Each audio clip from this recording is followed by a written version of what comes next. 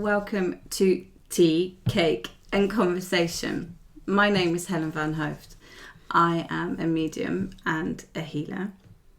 I've worked for over 15 years as a holistic therapist, and I am also a transformation consultant. My business is Soul Alchemy.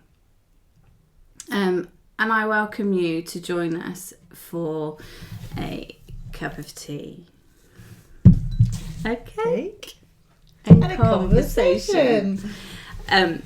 Really, this is a concept to really talk about things that perhaps people don't talk about, or thought two people sharing or not even sharing the same thought process. So I hope you enjoy it, because I'm sure my good friend here, Ali, and I will. So what are we here to talk about today? What is our conversation? Our conversation today is people's attitudes toward death. Oh. Now, Ali, you've worked for over 20 years in a hospice setting. Yes. And what do you feel really is people's attitudes towards death? I think now, in today's society, I think we've got a lot better at it. I think it's more accepted, definitely.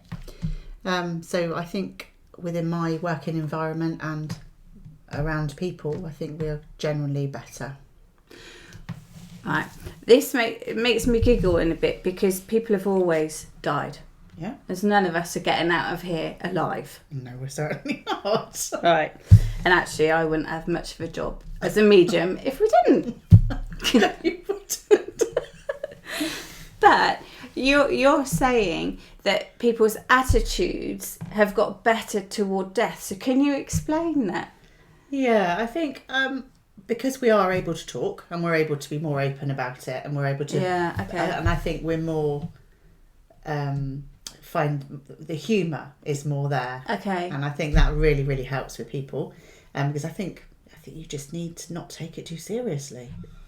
Do you think that then the taboo that somehow was created around death, do you think that taboo is beginning now to be broken? Yeah, I think so. I think because people are able, it's not just the church service and then the burial.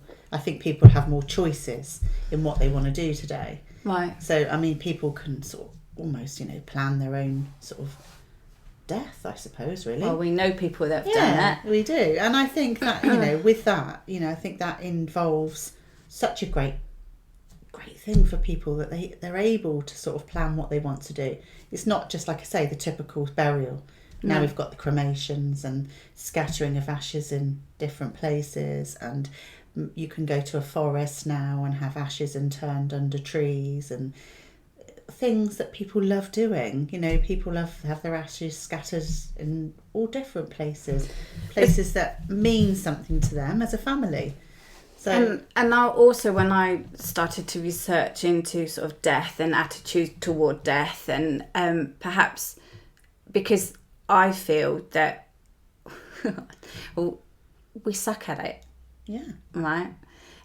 And that we don't accept it as part of life. Yeah. It is something that is always put in the other room. Yeah. Right? Yeah. And so as I started to explore it, and what I've learned about myself is that I'm actually quite passionate about it, which is really quite an odd thing to say. Yeah. But that there are such creative people out there that you talking about people's ashes, so they have the standard cremation, but they can be made into a firework. Yes. And you can release a firework with your loved one's ashes. Yeah. There was another lady I was introduced to a long time ago that she actually made glassware. That's it. From your loved one's ashes. So, for example, a splashback in your kitchen, if you so wanted it, could be made. Yeah. And they weren't morbid, they were beautiful. Yeah. And you can do it with the favourite colours. And so for me, that excites me in some ways, for want of a better word, because people can start to be creative in what happens. Yeah. Because, correct me if I'm wrong, but I believe when you've died that you need a certificate of death signed by 2 doctors. Yeah. And then you need a certificate to say that you have disposed of that body. Yes. Yeah. But people now, they can become. You spoke about the ashes being interred in under a tree. Yeah. But people can actually become a tree, can't they? Yeah, they can. I am a tree. Yeah. That their body goes into quite a huge pod, isn't it? Yeah, they can. Yeah, it is absolutely, and they can. People, like you said, they can dispose of them as they wish nowadays. The other thing is that a lot of people are doing is having some of the ashes made into jewellery. Yeah. Which is just lovely. Because for some people, they need to feel the closeness of that person. Yeah. Some people need to go to a place to visit after the person's passed away. They need that. Some people don't. Some people absolutely just don't feel it's necessary. Mm-hmm. And I think that is down to the individual, but it's fantastic that it is actually more open and it is more, sort of discussed and things are done differently now. So I'm going to ask you a personal question. Have you, being that you've worked in palliative care for so long, and you have children, now grandchildren, have you had that conversation? Do they know what that you want to do? They know that I want to be cremated. They know that I really, really don't want to be buried. No, me neither. And that's just my own personal thing, each to their own. I don't want to be buried. No. I would be quite happy for them to put me in under a tree, do what they want to do with me, because to me, it's not me. I'm not there. You've got no attachment. No attachment at all to myself, like in that way. As far as I'm concerned, for me, as long as, they all knew what I wanted, and they could feel that there was something, whatever they wanted for themselves, really. But no, I've got no sort of personal sort of worries about what happens. I would, as long as they're happy. And what about the service and stuff like that? Do you know what you want, or have you not thought like that yet? Yeah, I'm not a very religious person myself. No. So I wouldn't really want lots of hymns and things like that. That just would not be me at all.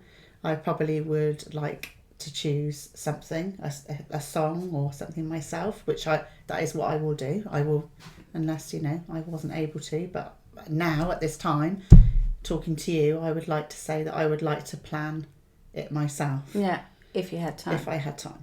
Yeah, and that is the thing, isn't it? It's just, as long as you have, the opportunity to do it. So, yeah, no, that is what I would like for myself.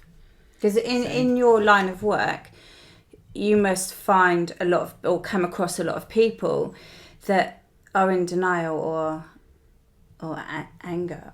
Yeah, you get a lot of anger. Yeah, definitely anger. And what are they angry about? They don't want to die, a lot of people. They don't want to leave their families. They don't want to leave their loved ones, or it's too soon for them. Quite often you find it is too soon. And you often see the people that have gone through their working life, work, and, maybe just get their pension, and then something happens to them. No. And, it just seems unfair. It does, and that's probably what I think, what a lot of people probably feel. It's, that is so unfair. And it's the process that people go through, I think. It's often it comes out as anger. And I think eventually, that anger must subside to some point, because you can't be angry constantly, can you? But I don't know. I think for a lot of people it is just disappointment that actually I don't want to go quite yet. I'm not ready. No. Yeah, I agree. And I also wanted to press you about people's attitude toward death, because a long time ago it was pushed to like we've said just before about in a back room or in the other room. It wasn't talked about. No. Do you feel that attitude is beginning to change, that people for me, I feel that we need to be more empowered about death, because like I say, it's going to happen to all of us. It's the only thing that we're born knowing. Yeah. Yeah, I think you're right. I think we do need to be more sort of open about it, more honest, and but it has. I mean, for me, it has changed. I worked in a hospice from the age of 18, and That's a long time ago. It is a long time ago, isn't it? But no, I was 18 years old when I first started in the hospice, and then it was the hospice I worked in was purely for cancer patients. Yeah. And it tended to be that back then. It was all that awful illness. Yeah, the C word. The C word. And the people in there, just tended to come in, and it wasn't like a nursing home. It was purely for people, who were very end of life and they were dying. And it was all, behind a sort of up a drive, and it was all very tucked away. Yeah, very tucked away. And I don't think it's at all like that now. I think, because we deal with death and dying in a totally different way, and then we deal with symptoms more now. And I think the symptoms are dealt with, where there was, years ago, it was probably just, they didn't know as much as they know now. Sure. And, they know how to treat, nausea, vomiting. They know how to treat pain, anxiety, all those symptoms. Whereas years ago, it was all just part of the illness. Whereas now we can sort of make it. You can separate it out. We can, yeah, and I think that's the great thing about it. We can sort of discuss it, and that person's not just dying. We can make that whole process so much nicer, and I'm sure that's probably why there's a different aspect and a different way we look at death, because it's not such an awful thing, and it's. You don't very rarely now you hear people say, "Oh, it was a terrible death." You don't very often hear that. You often because it's managed. Yeah, it's a lot more managed. It's you hear more now. That was really peaceful, or you don't tend to hear like we used to years ago. But do you think that is an attitude that has changed, or as I'm thinking? Or is it a chicken and an egg situation, in the fact that attitudes have changed so death becomes more peaceful? Or has death become more peaceful because attitudes have changed? Do you see what I mean? I do see what you mean. I think it's that probably, to be honest. Attitudes have changed. Or are changing. So it's more accepted. And because it's more accepted, it's dealt with in a different way. I think probably, I don't know, years ago it was always, a dark, deep subject, and and I think we've got definitely got a lot better with it. But I still feel that we've still got a long way to go. Yeah, definitely. Because I think it's a double-edged sword for me, because we're good at prolonging life. Yeah. But as we prolong life, we're also prolonging other things. We know now, so society, we have an older generation. And as our society is shaped, the younger generation are not in a position to look after the elderly, sickly, often, generation. So we've got this mismatch. So then we have nursing home and long-term care facilities. Yeah. So we're employing specialists to care for our loved ones, and we're grateful for that, or majority of us, we're grateful for it. But what we're also seeing are that these diseases are mutating, because we are clever, and medically more aware, and able to manage and often cure conditions that 30, 50 years ago we weren't able to, let alone beyond that we weren't able to. So now, surely I can remember you when we worked together, and you said we are seeing these cancers that were unknown in several people. They have one cancer, they survive that, can be deemed cured, I guess. They can. Yeah. And then they get a secondary cancer, but that secondary cancer can often be classed still as a first one, because it doesn't go in with the original. And then there's more that comes after that. So you're getting some horrendous situations. We are, and I think that's down to sort of medical science, really, the fact that they're able now to actually look at so much and sort of research so much more. So instead of somebody was just dying, you know, or they're elderly or they're just dying, now they're actually given that diagnosis. So therefore that's probably why we are seeing more, because, you know, the fantastic way the medical sciences are going.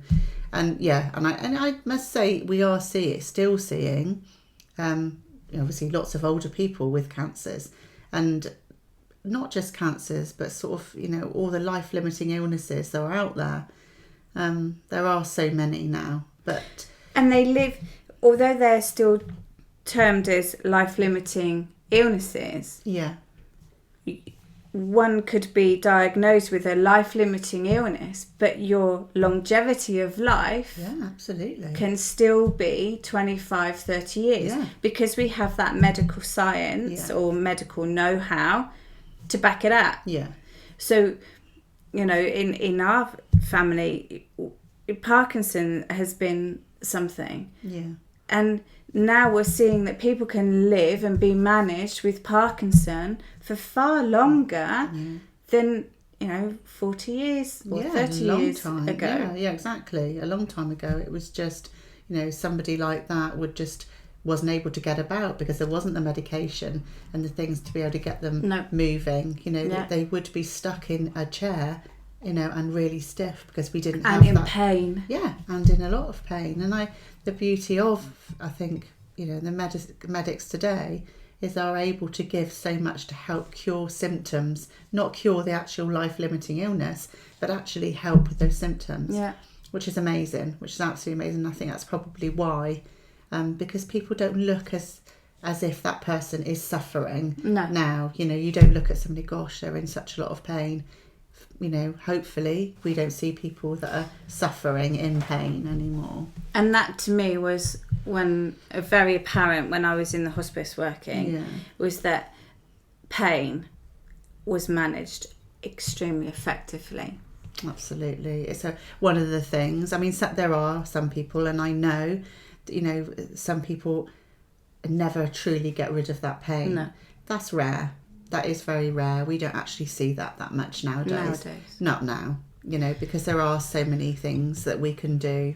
That's not necessarily as in pain relief. That could be therapies, as you know, as you full well know. Mm-hmm. People respond really well to alternative therapies.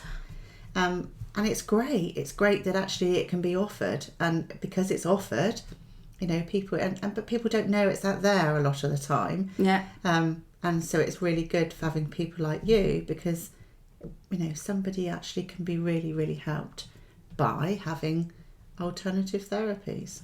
Alternative tags. Well. But that's because you're medically trained. Yes. So you see what I do as alternative, whereas for me, it's my go-to. It's your, exactly. But but that's life, though, hey. Yeah. That we all come at life at our own perspective. Yeah. But for me, where I want to, what I think also about death and the fear and the anger, that when we can promote a conversation, whether that is with somebody that is not emotionally attached to us, so whether that is a therapist or your doctor or your nurse or whatever, or if you can have that conversation with your loved ones, that you can then empower your own death. And I don't mean expedite it. I don't mean that. What I mean is that you can help your loved ones by making and helping them make a decision. Because I can remember having a conversation somewhere along the line with a funeral director, and he sort of said at the point of death there's like between 30 and 40 or something questions that need answering immediately. So not only are you dealing with the death of your loved one, you're also having to make all of these decisions and answer all of these questions. Yeah. That if you don't have a conversation, then your loved ones are not empowered enough to make these decisions. And I feel that that's my passion about promoting a conversation about anything. Even though you think that it's quite difficult to do, that when you start talking about it, like we're doing now, it promotes something else, or even if it just helps somebody pick up something. Yeah. Well, that's how I feel, or that's how so-and-so felt. That's great, isn't it? Yeah. If you can just help one person, Yeah. us having this conversation is great. Because for me, like we say, that death is the only thing that we're absolutely sure of is going to happen in this life. But it is the thing that we talk about least. And that's not, I don't mean about how we want to go or what, because I don't believe that we have a real choice in that. Not, I mean, I know that we have euthanasia in some countries. I know I live in the Netherlands. Euthanasia is available here. But I think, you know, because we know as humans that it's going to happen, that perhaps we have a duty of care for our loved ones to say, okay, well, I'd like to be cremated and then, you know, do this with my ashes. Yeah. Or, you know, these are my favourite songs. Yeah. And I'd like for that to be included. Or this poem means a lot to me and I would love it if you could read that.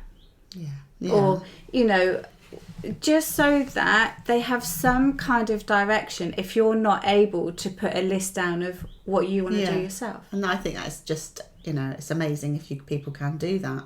And I think that's, again, where we're so lucky and we are able to talk about that. And it's just great if people can talk about it, isn't it? Yeah. And I think that's probably what has changed the most. Yeah. Is the fact that people are talking, but it still needs a lot of work doing. Yeah, I think so. But like you say, that it's becoming, I know that there's a big movement, if you look and Google, you know, death positive movement, there's a huge drive on that to start chipping away at this taboo that has happened.